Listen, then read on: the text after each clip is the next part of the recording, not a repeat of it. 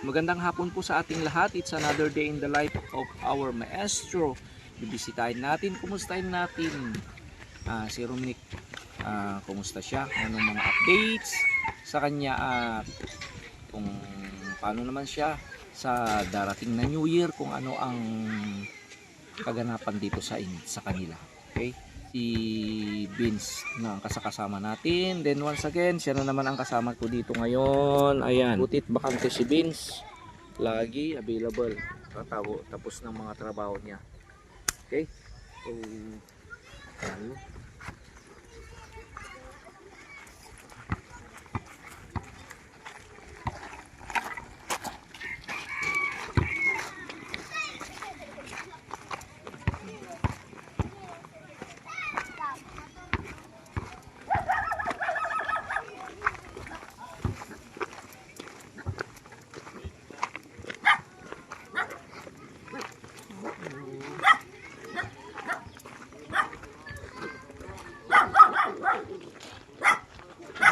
Kayo manang dada ng Romnick.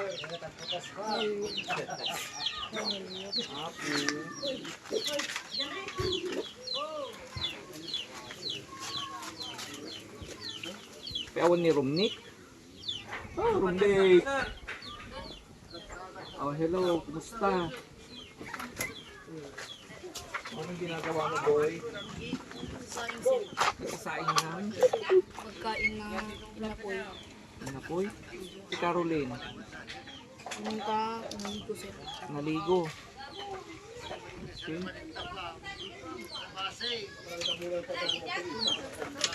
Okay, hey Brian. Nandito na rin si Brian. Okay. Pwede na yung linuluto mo. Pwede na sir. Okay, siguro punta tayo sa ano.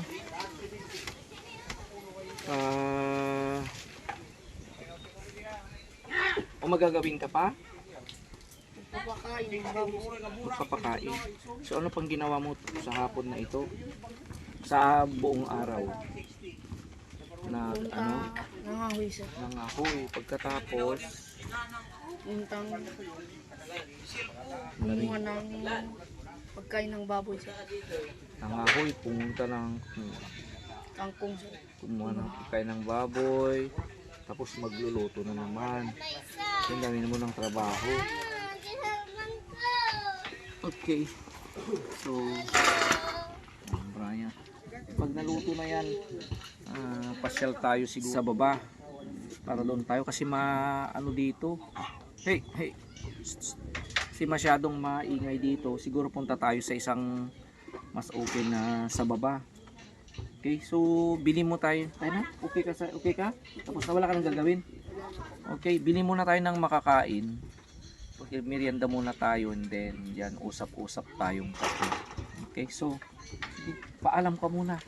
Punta muna ano para bili tayo ng makain.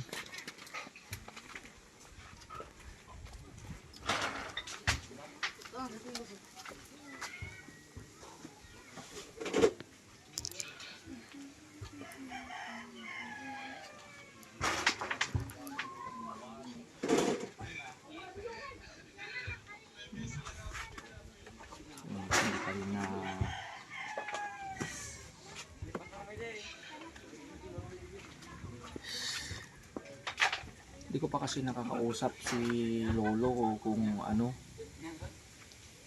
talagang mangyayari for the meantime. So bago na ang New Year ni Romnick, kausapin natin siya ng masinsinan.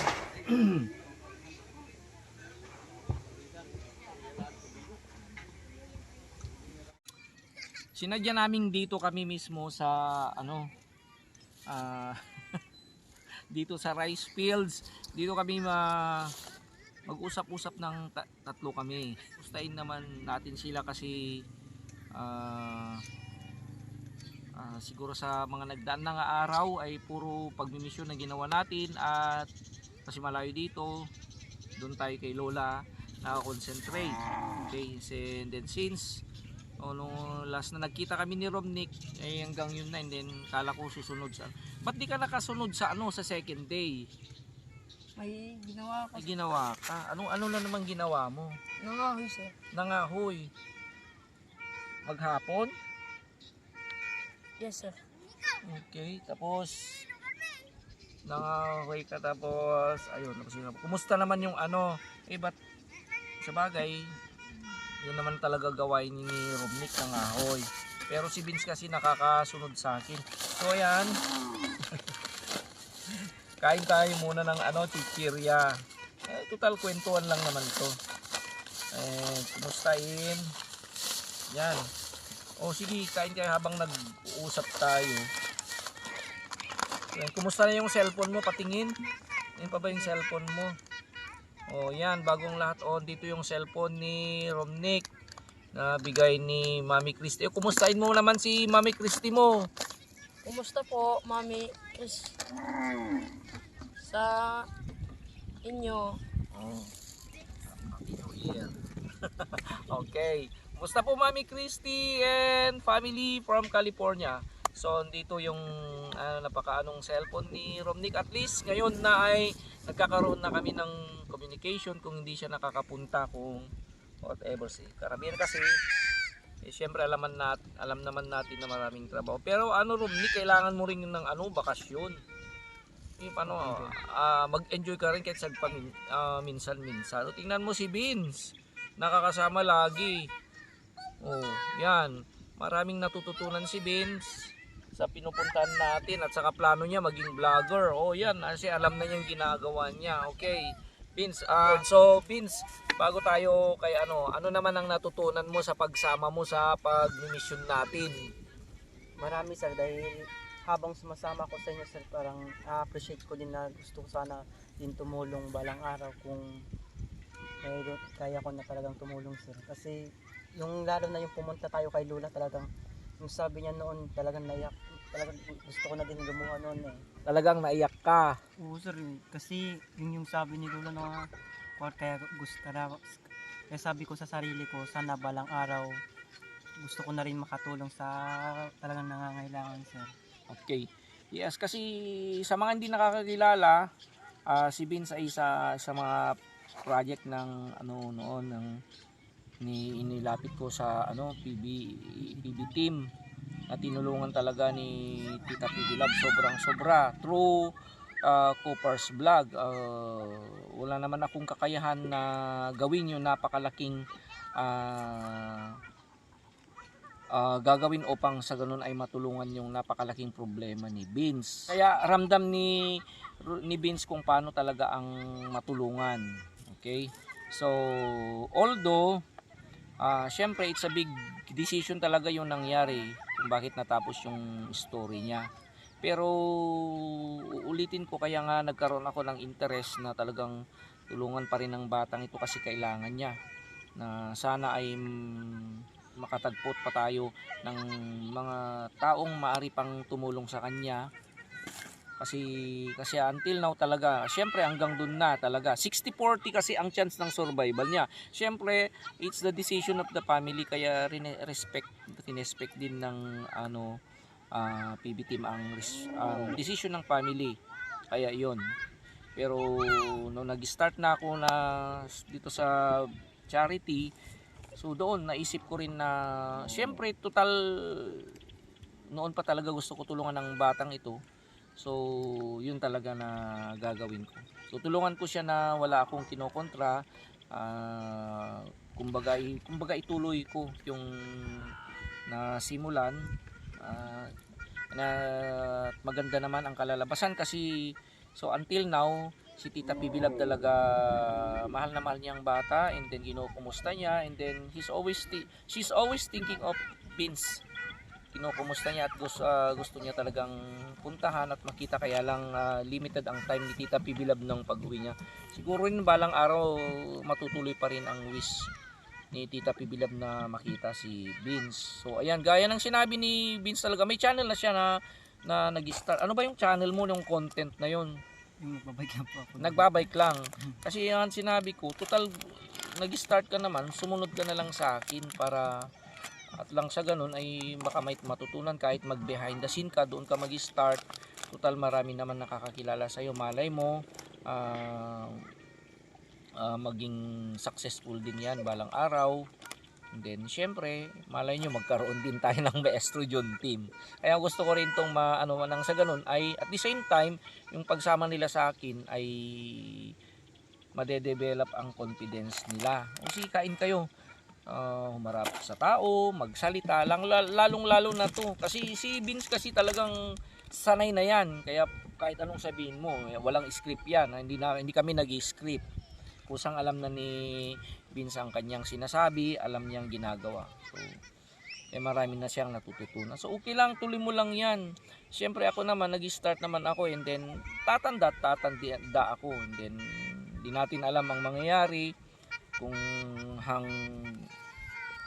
hanggang kailan. Bang kami nag-uusap na tatlo, nakita ko na malapit lang sa aming kinaroroonan si Lolo Ben. Kaya pinutol ko muna ang aming pag-uusap at pinuntahan siya upang makausap. Nang sa ganon ay may hatid ko sa kanya ang mensahe ng sponsor tungkol sa mga materyales sa bahay nila. Kaya di ko nasasayangin ang pagkakataong ito kasi matagal nang di kami nag-usap ni Lolo.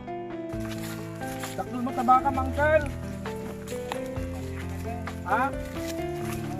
Ano tabakan? Ay, tatlo pa ng baka. Di aduti kwarta, Mangkal. Hindi dahil tangkal solong. Tinaalaga raw. Ay, Uncle, kumusta? Kasi matagal kami din nag-usap ng Uncle.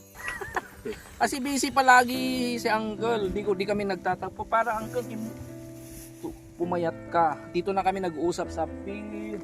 Ang ganda-ganda. Halos gumagabi na kasi. Uncle, thank you, nakita kita dito kasi kami doon nag-uusap. Kasi nung pumunta ako, si Lola lang nakausap ko. Pero ang kasi tungkol sa last na pag-uusap natin noon, nakausap ko kasi yung sponsor ni Uncle Munching tungkol sa material, Uncle. Ang sabi niya, total naman, minahal naman ng mga matatanda, yung bata si Romnick. Okay rin na ipaayos mo pa rin saka yung bahay nila Lolo, yung mga materials. Sabi niya, okay rin nga ilagay doon. Total may plano naman si Tita PB Lab, sabi niya, which is true naman. Sa bagay, naman sa akin, Uncle, ang side ko naman, tama naman yun kasi intended naman talaga na, di ba, Uncle, na para sa bahay na yun, lalong-lalo na kung saan, kahit sa matatanda na kayo. And then sinasuggest naman ni Lola na doon muna, pero di ba ang suggestion ko naman, total aayusin naman ni Tita PB Lab. Depende kung anong kung ano sa inyo, Uncle, okay lang na kahit ayusin kasi doon naman talaga intended yun na para siguro naman yung sponsor, Uncle, gusto niya rin makita na yung pera niya, Uncle. Okay, anong side mo, Uncle? Para sa akin, sir, kung mangyari na gano'n na itutuloy pa rin yung tirahan namin, di laking pasalamat talaga sa lalo na sa mga sponsor ni Romnick kung gusto nilang ituloy yung mga materialis na para sa bahay namin. Magpapasalamat ako sa Panginoon lalong-lalo na sa inyo, sir. Okay, kasi lalong-lalo na at least sa side na kung saan kahit hindi man mabuo, Uncle, at least Uncle naman maayos pa rin yung total pumupunta rin yung mga bata doon. Kung okay sa'yo, total naman, Uncle, kahit yung unang plano natin noon, Uncle, di ba, at least yung side. Sayang din matagal na. At saka karpentero ka, Uncle, wala pa naman tayong pan. Kahit anuhin mo na, kung i-start mo na lang, kung magkaroon ako ng konti, sayang din, Uncle. Di mo ba kaya, Uncle? Hindi, kaya yun, sir. Kasi balak ko nga, magpapakawayan na lang ako tapos yung mga kahoy. Kasi gusto rin kita makausap kung pwede kong gamitin yung mga napalagari natin na kahoy.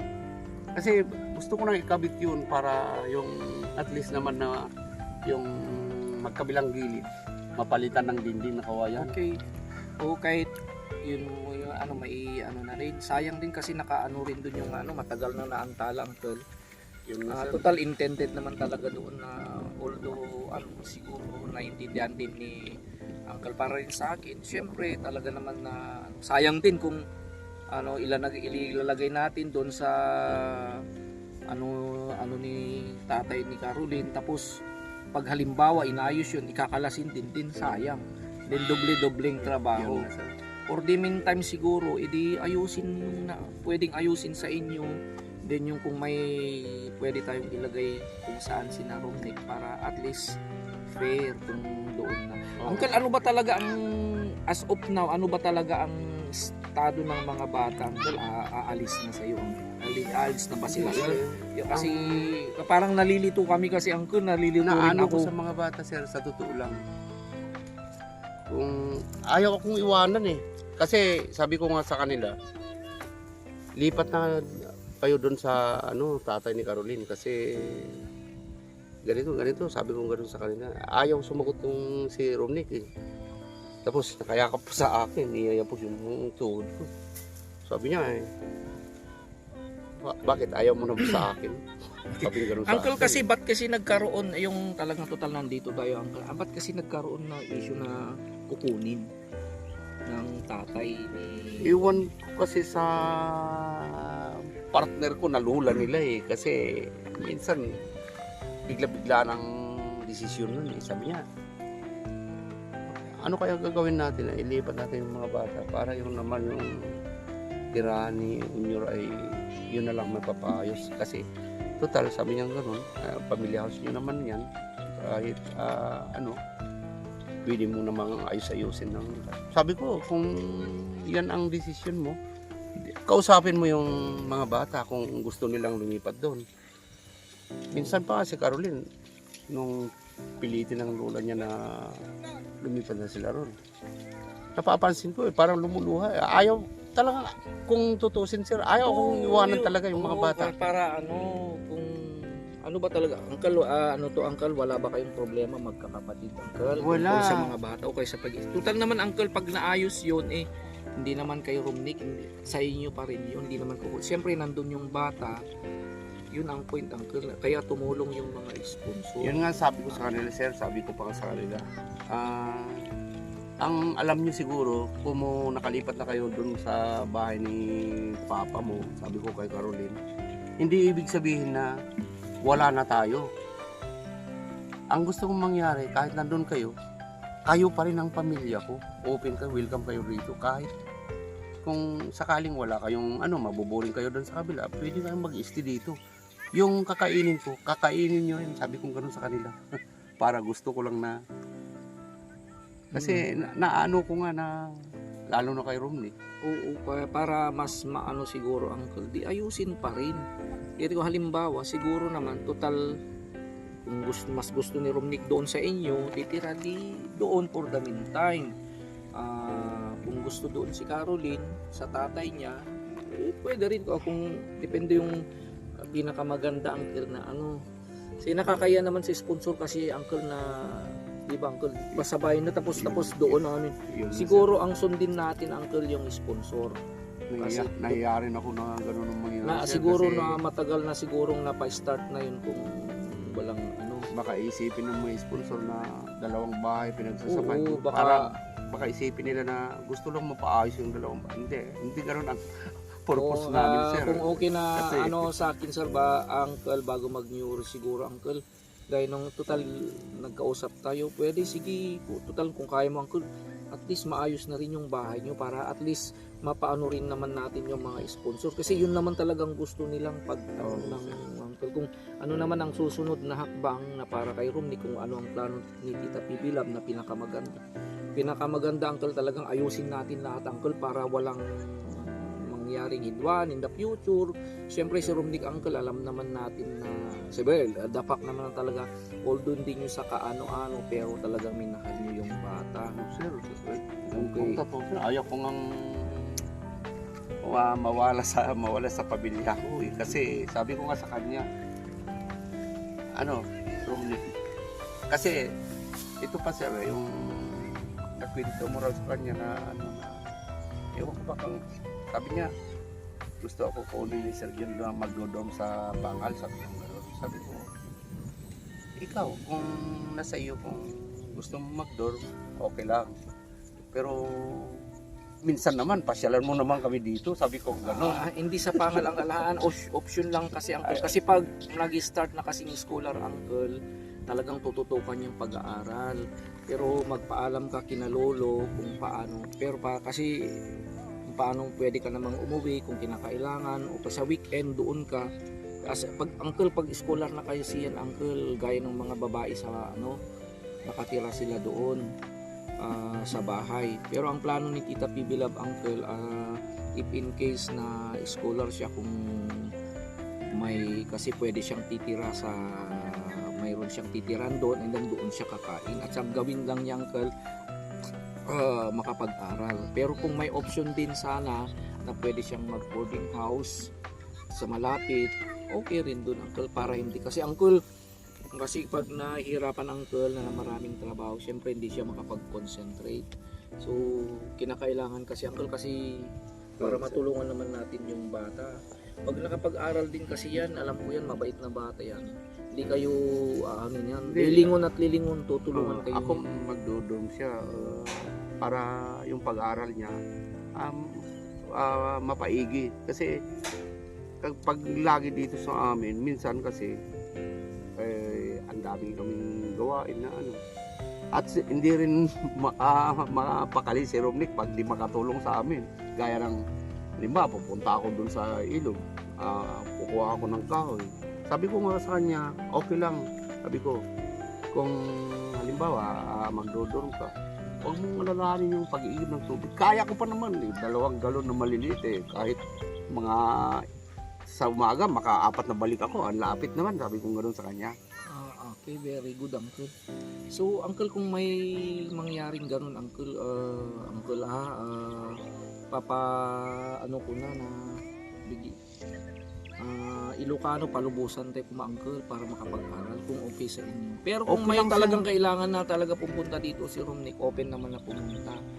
Lalong na kung may mahirap na gawain na kinakailangan, pwede naman siyang pumunta. Parang papakiusap lang natin. Kasi pag scholar na yan, talaga tutukan yung pag-aaral niya. Kasi susuportahan yan hanggang, di ba, promise ni Tita PB Love, hanggang college. Napakaswerte uncle ng batang yan. Although alam ko naman na talaga mahirap sa kanya na umalis, pero tingnan natin uncle, basta kukunin ko ang bas-bas mo uncle. Pero at sa so uncle, pwede na nating ayusin yung bahay. Pwede. Okay, so sa sponsor po, Uncle Monching, so ayan, pwede na nating ituloy yung bahay. Kung halimbawa kung may pwede tayong itulong din sa kung saan sila sa kabila kinakaroon din, yun na lang. So yun mo, tapusin muna natin uncle. So thank you. So yun po ang side ni uncle. Open naman siya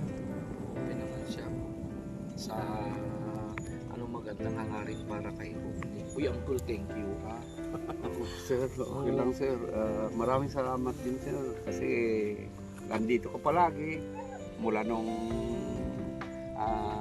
pinag po si Romnick. Hindi ka naman lumiban na sabi ko pag-igihin mo yung pag-aaral mo, Romnick. At isa pa, huwag mong kalimutan yung pinagbibiling ko sa'yo.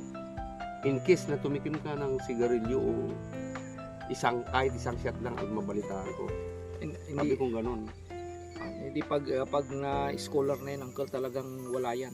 Lalo na pag nandun ako, hindi yan makakapagbisyo kasi ako wala akong bisyo. Hindi yan makakapagbisyo uncle pag scholar na yan, kasi tutok na tutok ako sa yun ang lalo na ngayon uncle, graduating na siya. Lahat sila graduating. And then kung magkaroon ng chance na ganun uncle, natin na para sa bata uncle. Kaya siya ang control. So sinabi ng uncle, wala naman nangyari raw na ipagkakaano ng mga magkakapatid. Siguro lang si uncle pa rin. Total nandun naman ang ng sponsor uncle, si na natin uncle. O basta tulungan na lang natin yung mga bata. Lalong-lalo na kay Romnick uncle. Sir, sinisikap ko na sabi ko kay Romnick, wala akong may tutulong sa'yo. Ang may tutulong ko lang yung tumutulong ko tutulungan din nila hanggang ano. Sabi ko, ang importante ngayon, nagkaroon ka ng sponsor gaya ni Sir John na siyang sa'yo para kaya dapat magpakabait ka at sikapin mo makapag-aral ng mabuti, sabi ko gano'n sa kanya. Kasi pag scholar na yan, wala na siyang problema ang pool. Kaya dapat huwag na niyang sayangin. So ngayon naman, ang susunod nating tatanungin ay ito si Kuya Romnick. So Kuya Romnick, so busy ka lagi total may cellphone ka na, pwede kang kumontak anytime. Okay? Now, so ano naman ang plano nyo sa New Year? Anong handa nyo? Hindi ko alam, sir. So nung Christmas, 'di ba, nagbigay ako ng spaghetti. Then nung linuto nyo, kinain nyo. Yes, sir. Ayan, so New Year na. Anong balak nyo? Wala kayong lulutuin? Wala po. Wala po. Wala. Kayo, Vince? Iwan ko lang din sir kasi wala pa eh. Wala pa rin. Di ba na doon ka sa auntie mo? Siguro may walang problema si Vince kasi nandun yung auntie niya. Saka pero dito naman siyempre lolo at lola na sila. Tingnan natin, sa bagay may may time pa na halimbawa kung mabigyan ko kayo ng konti, pagtiyagaan nyo na lang, yung para sa inyo na lang, hindi yung pang bonggang bongga. So yun, New Year na, so may cellphone ka na, dapat kalimbawa Romnick, pag naging scholar ka na, halimbawa yan syempre pag scholar ka, ang gagawin mo mag-aaral. Mag-aral lang gagawin mo kasi pag scholar ka na, bibigay lahat na sa'yo. Hindi mo na kailangan na pumunta mangahoy, kasi may budget ka. Para sa iyo iyon, hindi para sa pamilya. Kung may extra kang may bibigay kundi halimbawa, yun magbigay ka. Pero kailangan pa rin nilang total malakas pa naman sila. Ibayaan mo sila at saka may sarili kang buhay. Yun ang alalahanin mo. Hindi balang araw na nandyan ka na kumuha ka na lang ng kahoy, nagsasalok, nagpapakain ng baboy, nagtitinda, kukuha ng kamangi. Yan, nandyan na yung chance mo. Gaya ng sinabi ni Tita Pibilab, magiging scholar ka na, mababago na ang buhay mo. Kaya yun ang pag-igihan mo. Grab yung chance kasi isa lang yung chance. Tingnan mo si mga Irene, sinakripisyo nila ang buhay nila, umalis sila sa kanilang lugar. May anak si Badiday, may anak si Irene, pero sinakripisyo niya kasi ang gagawin lang nila mag-aral. May suggestion si Tita Pibilab, pag naging scholar ka na at kukunin ka halimbawa at titira ka sa amin, may lugar kung saan ka mag-i-stay. Okay ba sa'yo? Okay lang, sir. Gaano ka okay? Willing ka? Yes, sir. Okay, yun ang gagawin natin. Pag halimbawang, siyempre pag scholar ka, mayroon ding right yung mga sponsor na sabihin yung gagawin mo para makapag-concentrate ka sa pag-aaral. Napakaswerte mo kung ako sa'yo, yes, agad-agad, wala nang reklamo, di ba? Total, pag naging scholar ka sa amin, malapit lang ako. Then may titirahan ka doon, yun ang suggestion ni Tita Pibila. Halimbawa, pag matapos halimbawa yung building, may kwarto ka doon, then kakain ka kasama mo yung mga Marias, doon ka. At least magkakasama kayo. And then from time to time makikita kita. Yun ang isang maaring mangyari. Okay lang sa'yo. Okay lang, sir. Ayaw mo pa yun noon, di ba? Mag-aral ka na. O si Irene, halimbawa magiging college na iyan.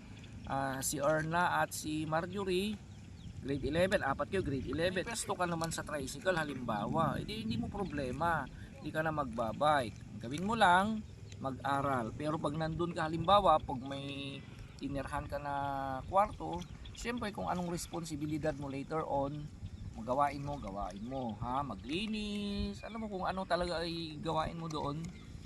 Yon, tumulong ka kung pwede mo tulong. And then higit sa lahat mag-aral. Wala ka nang iisipin, sarili mo na lang, di ba? Nandun na lahat. At saka nandun ako malapit. Ganon ang isang, at kung iyon suggestion ni Tita PB Lab, okay sa iyo iyon. Okay lang sir. Okay, yeah, that is a bright decision for you at sa kinakailangan mo at this point in time na mag-decide ka para sa iyong sarili. Yes sir. Balang araw, tatayo ka na sa iyong sarili. Alam mo naman ang katotohanan. Alam na natin lahat ang katotohanan, di ba? Yes sir. O kung halimbawa gusto mo silang tulungan, balang araw tulungan mo si Caroline, tulungan mo. O halimbawa may di natin alam mangyari in the future. Okay? Malay mo matapos mo 'yan, then you can go on your own. Gaya ng sinabi ni Tita PB Lab, pag nakapag-aral ka, hindi mo kailangang to give back. Diba? It's your own. Hindi mo kami tutulungan. Ang gandang sabi ni Tita PB Lab, kung ako lang ang may chance noon, hindi na ako nagpakahirap na magbanda from 8 to 1 o'clock, 2 o'clock, nagbabanda, nagmamasahe, naglalakad, ikaw, gaya ng mga Marias, may allowance ka, makakapag-aral ka, and then sinabihan ka na pwede kang maging kukuha ng criminology. Yes sir. Okay? So that's already a good chance. O yan, si Vince wala pang kasiguruhan. Ikaw ay talagang you're in good hands already. Depende na lang sa iyo. Nasa iyo na yan. Ikaw na ang gagawa sa iyong tadhana. Ako talagang tagagabay lang yan. And besides also, kinakailangan ko rin mag-spread ng aking horizon kasi marami na rin akong tinutulungan. Lumalaki na rin ang aking channel at gusto ko rin tumulong pa ng mas marami. Okay? Pag nag-stable ka na, ayan, halimbawa, pag naging magaling vlogger na to, hindi na natin po problemahin. Halimbawa, kaya niyang tustusan. Halimbawa lang, hindi natin alam ang mangyayari. Pero kung magkaroon din ng sponsor, si Romnick para sa kanyang college, si Vince, para sa kanyang college, that will also be better. Okay? Pero pray lang tayo, magpakabait kayo, makinig kayo. Okay, makinig kayo sa tatay ninyo. Siyempre, yun, di ako nagagalit. Wala akong inaano sa inyo mga anak. Kasi I'm seeing myself to you na galing din sa sobrang hirap. Balang araw magiging, you can be somebody in the future. Ako, I came from nothing to something. Okay, nanggaling ako sa wala.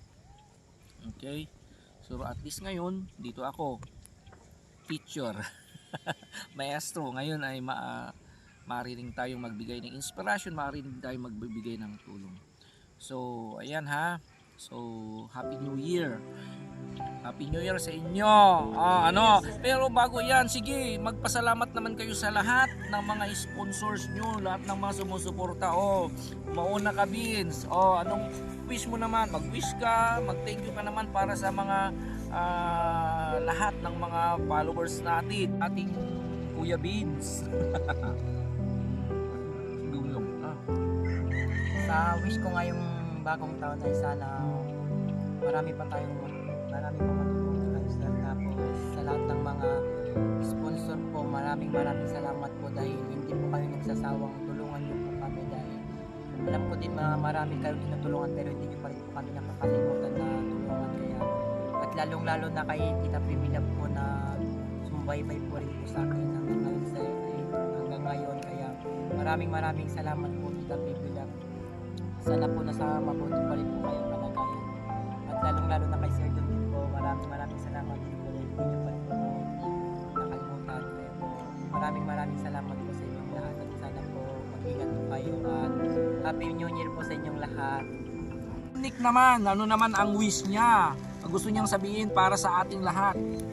Maraming salamat po Tita PB Lab at Mami Christine sa tulong mo sa amin at sa marami pang ibang sponsor sa amin kay Vince. Maraming salamat po. God bless you po. Sana po pagpalain kayo ng Diyos.